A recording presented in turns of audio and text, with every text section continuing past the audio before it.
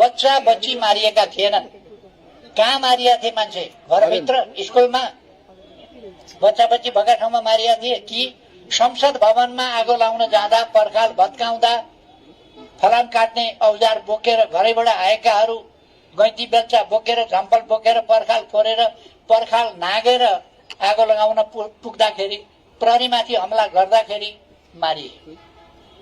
एउटा कुरा कुनै भ्रम राख्नु हुँदैन।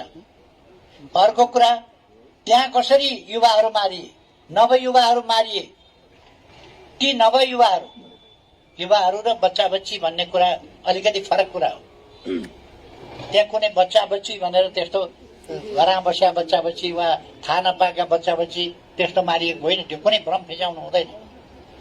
अनि त्यहाँ त रणमैदान जस्तो थियो। त्यो रणमैदानमा गोली चल्यायो भने